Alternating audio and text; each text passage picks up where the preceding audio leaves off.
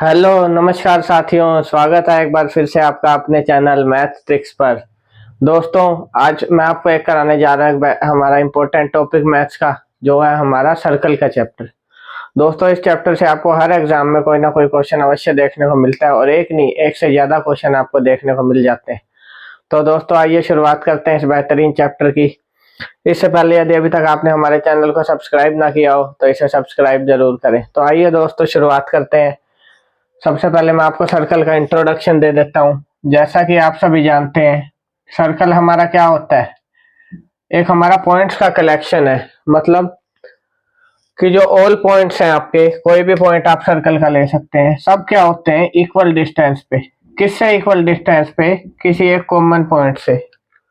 Circle एक हमारा collection of points है, यानी पॉइंट्स का कलेक्शन है, जिससे हमारी ये फिगर बनती है सभी पॉइंट्स को मिला के। और वो सभी पॉइंट्स क्या होते हैं? इक्वल डिस्टेंस पे होते हैं कॉमन पॉइंट से। और वो कॉमन पॉइंट क्या कहलाता है दोस्तों हमारा? उसको हम बोल देते हैं सेंटर ऑफ सर्कल। क्या होता है दोस्तों? Centre of circle. अब मैंने बताया आपको कि जो पॉइंट्स होते हैं क्या होते हैं? इक्वल डिस्टेंस पे। और उस इक्वल डिस्टेंस को क्या बोल देते हैं हम? Radius of circle. ठीक है दोस्तों, तो ये कुछ आपकी बेसिक सी चीजें हैं जो सर्कल में आपको देखने को मिलती हैं। क्या होगी हमारी रेडियस ऑफ सर्कल? एक दोस्तों हमारा आ जाता है डायामीटर ऑफ सर्कल। अब डायामीटर क्या होता है? डायामीटर होता है हाईएस्ट लेंथ, सबसे बड़ी लेंथ एक सर्कल के अंदर, उसको हम बोलते हैं डायामीटर ऑफ सर्कल। जो कौन सी लेंथ? जो आपकी सेंटर से पास हो रही है। अब सेंटर से पास आप यदि किसी भी लेंथ को करोगे तो आपके हमेशा क्या होगा? वो डायामीटर ही होगा, क्योंकि इसके अलावा मैं यहाँ पे बनाऊं, यहाँ बनाऊं तो ये छोटी होगी। तो सबसे बड़ी लेंथ जो एक सर्कल में हो सकती है वो होती है हमारी डायामीटर ऑफ सर्कल। और डायामीटर ऑफ सर्कल क्या होता है? डायामीटर ऑफ सर्कल होता है दोस्तों रेडियस का डबल। यानी जो रेडियस होती है वो क्या होती है? हमारी डायामीटर की हाफ। उम्मीद करता हूँ ये कुछ बेसिक चीजें आपको समझ में आ गई होगी। इसके बाद जो दोस्तों आपको सर्कल में देखने को मिल जाता है वो है क्या? हमारा एक आपको देखने को मिल जाती है कॉर्ड ऑफ ए सर्कल। अब कॉर्ड क्या होती है? जैसे मैंने बताया, डायमीटर तो होता है हाईएस्ट, एक जो आपकी लाइन सेगमेंट बोल दे, लाइन बोल दे, हाईएस्ट लेंथ होती है एक सर्कल में। हाईएस्ट कौन सी होती है? जो सेंटर से पास हो रही है। उसके अलावा कोई भी ऐसी लेंथ जो सर्कल को इंटरनली दो पॉइंट पे टच कर रही है। क्या कर रही है? सर्कल को इंटरनली दो पॉइंट पे टच कर रही है, और उसकी लेंथ क्या होगी? डायमीटर से कम होगी, तो उसको हम बोल देते हैं chord. So chord is a length in a circle which is less than diameter of circle। तो कॉर्ड हमारी हमेशा क्या होगी? लेस देन डायमीटर, क्योंकि डायमीटर सबसे लंबी लेंथ होती है जो एक सर्कल में हो सकती है। तो ये होगी दोस्तों हमारी कॉर्ड। जैसे ये भी आपकी एक कॉर्ड हो सकती है, ये भी कॉर्ड होगी, और ये भी कॉर्ड। तो इस प्रकार आपके कितने भी कॉर्ड एक सर्कल में बन सकती है। तो उम्मीद करता हूँ आपको कॉर्ड भी क्लियर होगी। अब कॉर्ड के बाद दोस्तों आ जाता है आर्क इन ए सर्कल, जिसमें हमारी मेजर आर्क और माइनर आर्क हो जाती है। माइनर होता है छोटा। तो ये कॉर्ड के जो दो पॉइंट टच कर रहे हैं, तो ये लेंथ जो होगी दोस्तों, ये होगी आपकी आर्क इन ए सर्कल। और ये छोटी है तो कौन सी है? Minor arc. जो ये बड़ा हिस्सा आपका बच गया, ये हो गया दोस्तों major arc in a circle. तो ये होगी माइनर आर्क और मेजर आर्क। फिर आ जाता है आपका एक sector in a circle. Sector क्या होता है? जो इस एंगल के द्वारा आपका ये एरिया जितना भी कवर हुआ, ये हो गया दोस्तों आपका किसी भी जो सर्कल है उसमें सेक्टर। और इसको हम बोलते हैं, अगर इस एंगल की वैल्यू क्या है? 180 से कम है। 180 से कम है तो क्या हो गया? माइनर सेक्टर, यानी छोटा। बाकी जो आपका एरिया बच गया, ये हो गया दोस्तों आपका मेजर सेक्टर।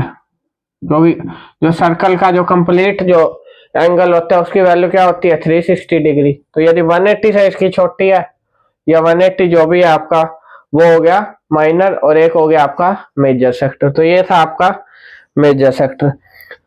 एक चीज आपको दोस्तों देखने को मिल जाती है, सेगमेंट।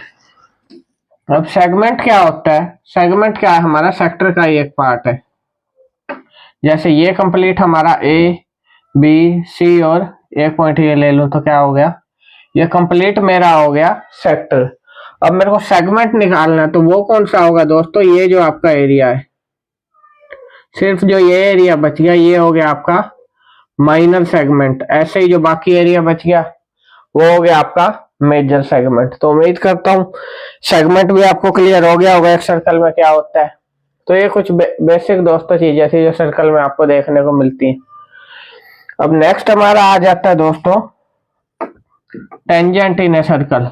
यहाँ से हमारा जो सर्कल का चैप्टर है उसकी कुछ इंपॉर्टेंट चीजें शुरू होती हैं जिसके अराउंड ये चैप्टर रिवॉल्व करता है। अब आ जाता है tangent in a circle.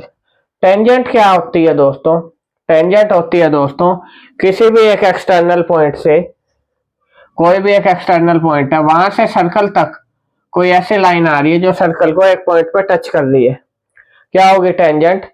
Any line which is intersecting at a circle and coming from an external point. किसी भी एक एक्सटर्नल पॉइंट से कोई भी आपकी एक लेंथ आ रही है, कोई भी एक लाइन आ रही है जो सर्कल को एक पॉइंट पे टच कर रही है, ये सीधी मान लो निकल गई, ये मेरा ए पॉइंट हो गया और बी पे टच कर रही है, तो इस ए बी को मैं क्या बोल दूंगा, टेंजेंट टू ए सर्कल। ठीक है दोस्तों, ए बी क्या होगी, tangent to a circle. Next हमारी टेंजेंट को मैं पूरा अभी डिफाइन करूंगा, पहले एक बार आपको जो बेसिक चीजें हैं वो बता देता हूं। इसके बाद दोस्तों आ जाता है हमारा secant to a circle. Secant क्या होता है, सीकेंट होता है दोस्तों कोई भी एक आपके आउटर यानी एक्सटर्नल पॉइंट से कोई एक लाइन आ रही है और सर्कल को क्या कर रही है, दो पॉइंट्स पे टच कर रही है। इंटरनली कर सकती है, जैसे ये आ गई हमारी ए बी सी, तो बी और सी पे टच कर रही है, तो ये क्या होगी हमारी सेकेंड टू ए सर्कल। तो टेंजेंट क्या होती है, जो सर्कल को एक पॉइंट पे इंटरसेक्ट करती है, और सीकेंट होगी जो इंटरनली दो पॉइंट पे इंटरसेक्ट कर रही है। तो उम्मीद करता हूँ टेंजेंट और सीकेंट में आपको डिफरेंस पता लग गया होगा दोस्तों। अब आ जाता है दोस्तों हमारा जहां पे ये टच कर रही है इसको क्या बोल देते हैं, पॉइंट को पॉइंट ऑफ कॉन्टैक्ट। ये भी आपको कई बार छोटे क्वेश्चंस में डेफिनेशन देखने को मिल जाएगी कि पॉइंट ऑफ कॉन्टैक्ट आपका सर्कल में क्या होता है, ऐसा पॉइंट जहां पे एक टेंजेंट किसी भी सर्कल को टच करती है। The point at which tangent of a circle touches the circle और intersects a circle is called point of contact. तो उम्मीद करता हूँ पॉइंट ऑफ कॉन्टैक्ट भी आपको क्लियर हो गया होगा। तो आइए आगे चलते हैं, आप कुछ और टर्म्स देख लेते हैं दोस्तों। अब नेक्स्ट आपके सर्कल में कुछ थ्योरम्स आ जाती हैं। जैसे फर्स्ट थ्योरम क्या है हमारी,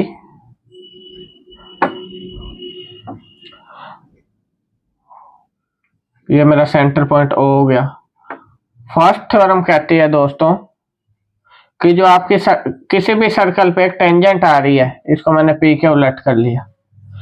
फर्स्ट जो हमारी सर्कल की थ्योरम है वो कहती है कि आपकी कोई भी एक टेंजेंट एक सर्कल को क्या कर रही है, इंटरसेक्ट, तो वो रेडियस के क्या होगी, perpendicular. Any tangent which intersect the circle is perpendicular to the radius of a circle. तो ये थी हमारी फर्स्ट थ्योरम। क्या कहती है, कोई भी एक्सटर्नल पॉइंट से जो एक टेंजेंट आ रही है वो क्या कर रही है, सर्कल को, मान लो ये टेंजेंट है पी क्यू, पी पे इंटरसेक्ट कर रही है, तो वो रेडियस के हमेशा क्या होगी दोस्तों, परपेंडिकुलर, कोई भी आपका सर्कल हो। तो ये चीज आपको ध्यान रखनी है कोई भी क्वेश्चन सोल्व करते टाइम। अब आ जाती है नेक्स्ट थ्योरम। नेक्स्ट है second theorem.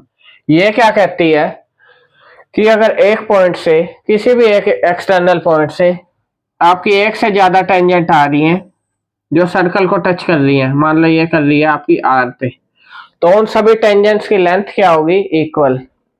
All tangents drawn from an external point to the circle are in equal, यानी are in equal length। यानी एक टेंजेंट है आपकी पी क्यू, इसकी लेंथ किसके इक्वल होगी, क्यू आर के। ये कहती है हमारी सेकंड जो थ्योरम होती है सर्कल के चैप्टर में। तो उम्मीद करता हूँ ये चीज भी आपको क्लियर होगी। टेंजेंट क्या होती है, सेकंड क्या होती है, एक पॉइंट से जितनी भी आपकी सर्कल पे टेंजेंट आ रही है सबकी लेंथ क्या होती है, इक्वल। उसके बाद हमारा क्या हो गया कि जो भी एक टेंजेंट सर्कल पे आ रही है वो रेडियस के क्या होगी, परपेंडिकुलर। जैसे क्यू आर टेंजेंट आई, ये किसके परपेंडिकुलर होगी, रेडियस के। तो उम्मीद करता हूँ अब आपको क्लियर हो गया होगा। नेक्स्ट दोस्तों आ जाती है कुछ और टर्म, जैसे अब मैं आपसे पूछूं कि जो हमारी टेंजेंट होते हैं किसी भी सर्कल पे, एक सर्कल की कितनी मैक्सिमम पैरेलल टेंजेंट हो सकती है। क्या पूछ रहा हूं मैं कि एक सर्कल में पैरेलल टेंजेंट मैक्सिमम कितनी हो सकती है, तो वो हो सकती है दोस्तों 2। अब 2 कैसे हो सकती है, मान लो ये मैंने सर्कल ड्रॉ किया, तो टेंजेंट क्या होती है, जो पॉइंट ऑफ कांटेक्ट है उस पर सिर्फ एक ही टेंजेंट हो सकती है। एक्सटर्नल पॉइंट से तो कितनी भी टेंजेंट निकल सकती है, लेकिन जो पॉइंट ऑफ कांटेक्ट होगा वहां पे क्या होगी, सिर्फ एक ही आपकी टेंजेंट टच करेगी। जैसे ये मेरी एक टेंजेंट होगी पी क्यू। अब इसके पैरेलल अगर मैं एक और बनाऊं तो इसके पैरेलल मेरी एक ही बन सकती है, क्योंकि इसके अलावा मैं कहीं पैरेलल बनाऊं यहाँ तो वो टच नहीं कर रही, तो टेंजेंट नहीं मानी जाएगी। इस पॉइंट से कहीं आगे पीछे करूं, यहाँ करता हूं तो ये क्या हो जाएगी, सीकेंट, क्योंकि 2 जगह टच करगी। तो किसी भी सर्कल में जो हमारी मैक्सिमम पैरेलल टेंजेंट हो सकती है वो कितनी हो सकती है, 2। तो एक इंपॉर्टेंट चीज आप ध्यान रखिएगा। तो आइए अब एक आपको एग्जांपल देता हूं कि कैसे थ्योरम आपकी अप्लाई होती है। कोई मान लो एक आपको सर्कल गिवन है, उसमें क्या है, आपको एक टेंजेंट गिवन है। इसमें कह रहा है दोस्तों एक आपको क्या गिवन है, टेंजेंट गिवन है, और वो कह रहा है सर्कल आपको गिवन है जिसका सेंटर है ओ, और एक टेंजेंट है कोई भी उस सर्कल में क्या, पी क्यू। वो कह रहा है length between the centre and the external point of tangent यानी क्यू। ओ क्यू हमारे को कितना गिवन है, 12 centimetre. Radius of circle given है 5 सेंटीमीटर। तो वो कह रहा है क्या बताओ, लेंथ ऑफ टेंजेंट। आपको लेंथ ऑफ टेंजेंट बतानी है, तो आप लेंथ ऑफ टेंजेंट कैसे निकालेंगे, तो कैसे निकालेंगे दोस्तों, जैसा मैंने आपको बताया कि जो हमारी टेंजेंट होती है रेडियस के क्या होती है, परपेंडिकुलर। यानी ये आपका कितना एंगल हो गया, 90 डिग्री का, और पी ओ क्यू हमारा क्या बन गया, एक ट्रायंगल। तो जब भी एक ट्रायंगल में एक एंगल हमारा 90 डिग्री हो तो वहां पे हमारी कौन सी थ्योरम अप्लाई हो जाती है, पाइथागोरस थ्योरम। पाइथागोरस थ्योरम कौन से ट्रायंगल में अप्लाई होती है, राइट एंगल ट्रायंगल में। तो हमारा राइट एंगल ट्रायंगल क्या बन गया, P O Q, in triangle P O Q. P O Q में आपका ये आपका हो गया परपेंडिकुलर, तो ये हमारा क्या हो जाएगा, हाइपोटेन्यूज हो जाएगा जो आपका ओ क्यू है, और जो आपकी टेंजेंट आ रही है वो हो गया परपेंडिकुलर। टेंजेंट आ रही है वो क्या हो गया दोस्तों, आपका परपेंडिकुलर, एक आपका बेस हो गया। तो आपको क्या निकालना है, पी क्यू। तो पी क्यू का स्क्वायर प्लस में जो आपका पी ओ स्क्वायर है किसके इक्वल होगा, ओ क्यू का स्क्वायर। उम्मीद करता हूँ ये पाइथागोरस थ्योरम आपको पता होगा कि परपेंडिकुलर का स्क्वायर प्लस में बेस का स्क्वायर हमारा किसके इक्वल होता है, हाइपोटेन्यूज का स्क्वायर। और इस क्वेश्चन में हमारा हाइपोटेन्यूज क्या है, ओ क्यू, जिसकी लेंथ हमको 12 सेंटीमीटर गिवन है। तो यहाँ पे हम वैल्यू पुट कर देंगे। पी क्यू क्या है हमको निकालना है, पीओ की वैल्यू कितनी गिवन है, 5 का स्क्वायर, यानी 5 गिवन है तो 5 का स्क्वायर हो जाएगा। ओ क्यू गिवन है दोस्तों 12, तो इसे सोल्व कर देंगे। पी क्यू का स्क्वायर कितना आ गया, 12 का स्क्वायर माइनस 5 का स्क्वायर, यानी 144 माइनस 25, तो ये कितना आ जाएगा हमारा 119। ये 119 तो आ गया पी क्यू का स्क्वायर। अगर पी क्यू निकालना हो तो क्या आ जाएगा, √119। ये आपका आंसर है। तो उम्मीद करता हूँ ये क्वेश्चन आपको समझ आया होगा दोस्तों, जिसमें हमने क्या निकाला है, लेंथ ऑफ टेंजेंट निकाल ली है। लेंथ ऑफ टेंजेंट हमारी कितनी निकल आई दोस्तों, √119। तो लेंथ ऑफ टेंजेंट आ गई दोस्तों √119। तो उम्मीद करता हूँ ये क्वेश्चन आपको अच्छे से समझ आया होगा दोस्तों। आइए एक एग्जांपल और ले लेते हैं। दोस्तों सेशन अच्छा लग रहा हो तो लाइक और शेयर जरूर कीजिए अपने दोस्तों के साथ, और अभी तक हमारे चैनल को सब्सक्राइब ना किया हो तो सब्सक्राइब जरूर कीजिए, ताकि आगे भी आपको ऐसे बेहतरीन क्लासेस मिलती रहे। तो एक क्वेश्चन दोस्तों हमको क्या गिवन है, फिर से आपको एक सर्कल गिवन है।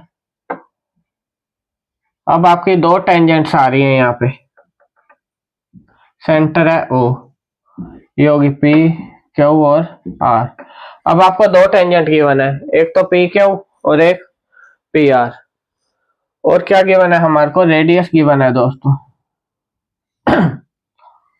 रेडियस ऑफ सर्कल कितनी गिवन है आपको, 3 सेंटीमीटर। और जो आपका ओ क्यू डिस्टेंस है ये कितना गिवन है हमारे को, ओ क्यू हो गया दोस्तों 5 सेंटीमीटर गिवन है। आपको निकालना क्या है, वो कह रहे लेंथ ऑफ आर क्यू निकाल लो, आर क्यू की लेंथ निकालनी है। तो कैसे निकालेंगे दोस्तों, जैसा मैंने आपको बताया था कि एक सर्कल में जितनी भी टेंजेंट हो सबकी लेंथ क्या होती है, इक्वल। यानी पी क्यू किसके इक्वल होगा, आर क्यू के। तो हम अगर पी क्यू की वैल्यू निकाल लें तो आर क्यू की आ जाएगी। पी क्यू की वैल्यू कैसे निकालेंगे, जैसे हमने पीछे अभी निकाली, ये हो गया हमारा परपेंडिकुलर, हाइपोटेन्यूज क्या हो गया, ओ क्यू।